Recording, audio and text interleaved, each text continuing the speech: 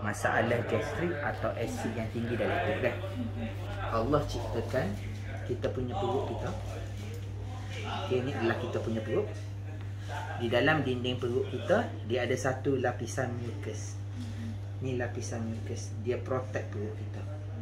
Okay, so lapisan mucus ni terhasil akibat daripada satu dipanggil sebagai prostaglandin yang melindungi dalam dinding perut kita dah. Okey, dalam perut kita dia ada sel, dipanggil sebagai beta cell, yang mana this sel menghasilkan asid dalam perut. This asid sebenarnya bukan bahaya.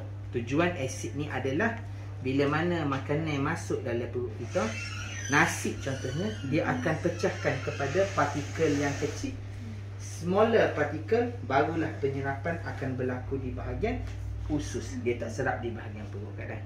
Okey, apa yang terjadi apabila hilang keseimbangan antara asid dan juga kita punya bahagian lapisan dalam pelapis perut? Dalam satu keadaan dipanggil sebagai stress body response. Stress body response ni, okey, boleh kita cerita pasal gastrik ni. Stress body response ni dia terjadi akibat daripada yang pertama sekali adalah bila mana badan kita stres, ada penyakit mana-mana dalam bahagian badan. Contoh, sembelit boleh, sakit tubuh, sakit sendi, sakit lutut, sakit bahu. So, penyakit ataupun stres dalam badan, dia akan trigger stres di bahagian otak. Yang mana bila dia trigger, dia akan hantar signal, dipanggil sebagai stres hormon akan meningkat, menyebabkan asid beta cell akan menghasilkan asid yang lebih. Okey, faktor-faktor lain yang kedua, contohnya bila mana kita kurang rehat ataupun kita memang kurang tidur, kurang kita kata macam banyak sangat benda apa, dia akan menyebabkan stres.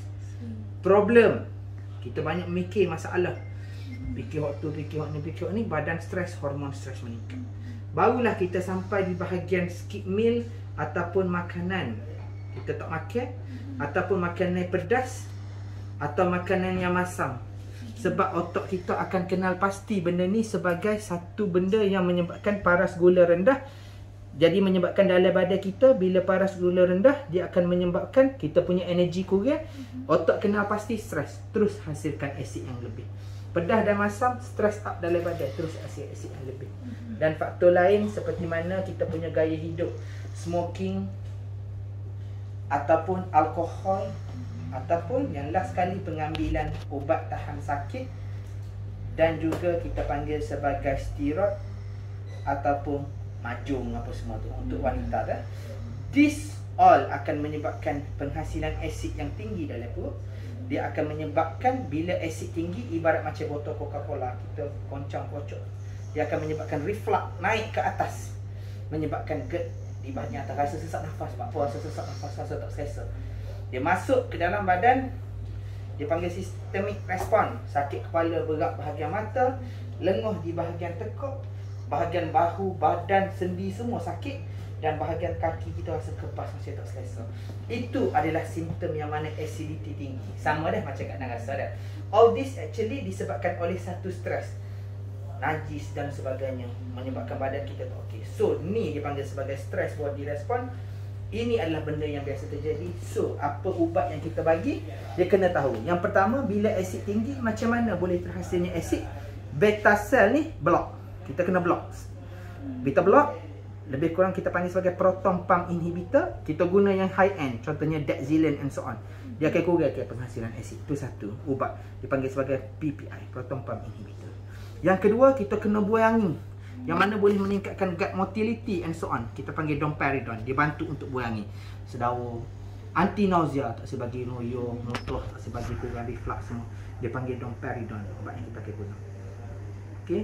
Yang ketiga, because bila asid dia menghakis dinding, kita kena ada sesuatu yang kita panggil macam yogurt ataupun MMT, sirap hot macam kita punya air kapur. So dia masuk, dia akan salut balik kita punya bahagian dalam dinding perut. Macam contohnya MMT.